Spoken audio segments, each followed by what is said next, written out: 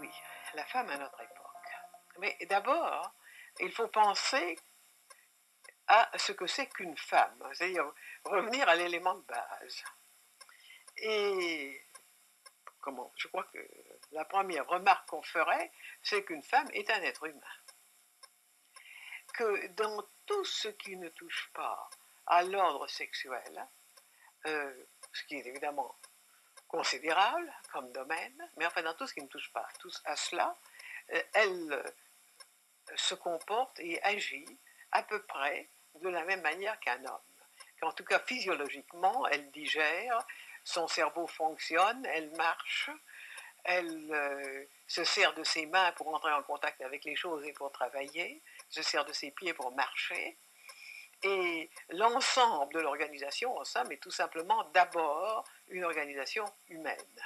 Ça, je crois qu'il ne faut jamais l'oublier, que quand on pense aux femmes, on le pense trop souvent à elles de deux manières. Ou bien on pense du point de vue de l'homme, qui dit, tiens, ce sont des femmes.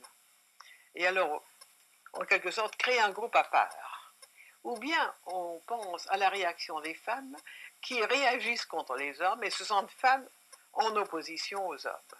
Quand on laisse tomber ces deux points de vue, on s'aperçoit qu'une dame qui achète un journal téléphone parce que elle voudrait trouver le plombier parce que les installations ont besoin de réparation, euh, euh, signe un chèque pour payer les dépenses du mois, etc., se comporte en somme exactement comme un homme le ferait dans les mêmes circonstances. Elle est prisonnière des circonstances sociales de la même manière. Et en ce moment-là, je m'étonnerais beaucoup qu'elles se sentent particulièrement femmes. Il m'arrive très souvent, quand j'ai des femmes qui m'interviewent, de leur dire combien de fois par jour vous sentez-vous femme, vous éprouvez-vous comme femme. C'est beaucoup moins fréquent qu'on ne croit.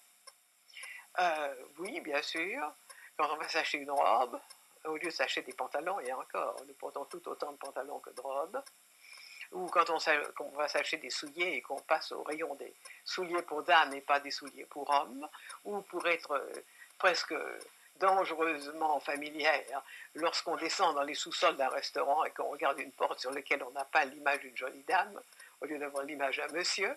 À ces moments-là, évidemment, automatiquement et de façon routine, enfin sans même réfléchir, on se sent femme. Dans les autres cas, on se sent femme dans beaucoup de grandes occasions de la vie, mais pas tout le temps. Et ça, je crois que c'est tout de même très important. Le côté être humain dans les deux cas. De plus, il y a le fait que certaines femmes, tout le temps, ou bien à certaines époques de leur vie, sont beaucoup plus femmes que d'autres, sont 100% femmes, ça n'est pas tellement courant. Et que d'autres femmes le sont beaucoup moins, en fait, ont beaucoup plus d'éléments masculins, et que d'autres sont peut-être 50% féminines et 50% masculines, et qu'il y a même, ce que je trouve d'ailleurs assez rare, quelques femmes qui sont de ce qu'on appelle un type masculin. Ça c'est encore très fort à débattre, par qu'est-ce que c'est qu'un type masculin? On trouverait les mêmes variations. Et on oublie trop, par exemple, qu'on parle toujours de la condition des femmes dans le passé, on dit qu'elles étaient désavantagées par les lois, ce qui est excessivement vrai. Par exemple, il a paru tout récemment en France un livre qui s'appelle Gabriel Perrault, Femme adultère, par un certain avocat nommé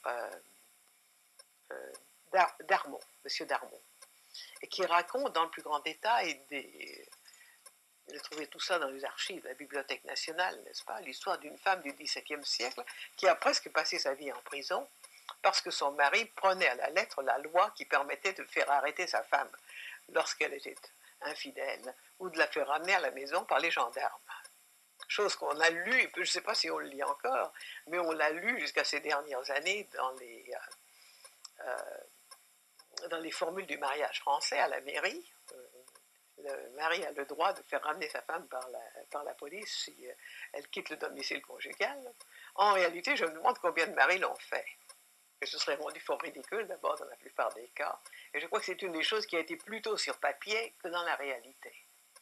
Mais enfin, mettons tout de même que les femmes ont eu un certain désavantage légal là, pendant des siècles. Par exemple, au point de vue de pouvoir faire elles-mêmes leur testament, régir elles-mêmes leur monnaie, leur argent et tout ça. Mais ça, c'est vrai de nouveau sur papier. Quand on regarde, par exemple, les femmes de la petite bourgeoisie qui dirigent une boutique, on s'aperçoit très souvent que le mari a l'air du garçon livreur et que c'est madame assise au comptoir qui prend toutes les décisions. Et nous nous amusions, un ami et moi, hier soir, en prenant les ménages de ce village, de nous demander ceux où c'était la femme qui régnait et ceux où c'était le mari qui régnait. Nous n'y avons trouvé plus de femmes qui régnaient finalement.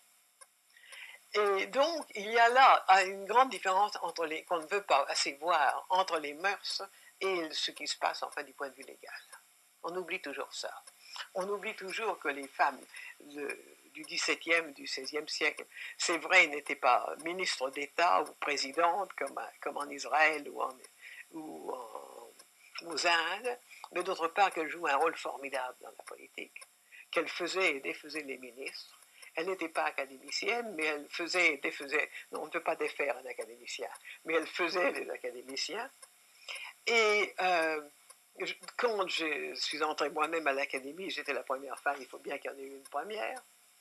J'ai tâché de consoler ces messieurs en leur disant qu'ils n'étaient pas tellement rétrogrades, que simplement ils suivaient les coutumes du temps, qu'autrefois les femmes étaient beaucoup plus que maintenant mises sur un piédestal, et qu'on les plaçait si haut qu'on n'avait même pas eu l'idée de leur offrir un fauteuil.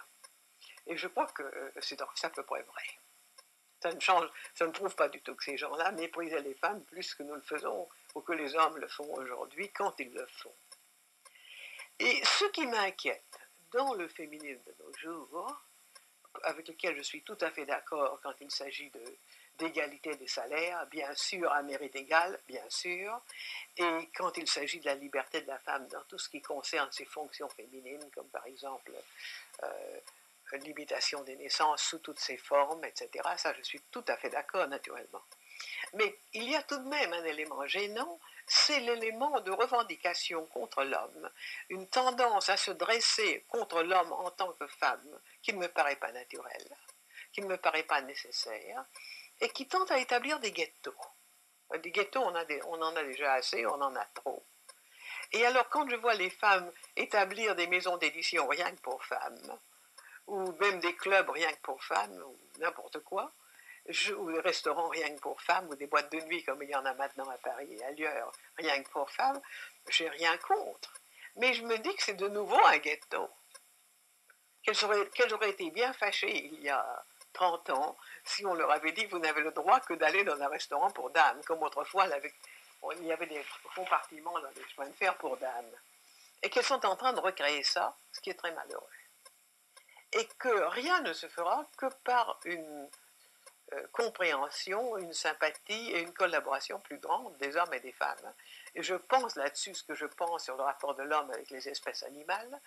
Tout est sauvé par la sympathie, par la compréhension, par l'absence d'ignorance réciproque. Et je voudrais voir les femmes penser à une espèce de fraternité humaine au lieu de s'opposer d'un groupe à un autre.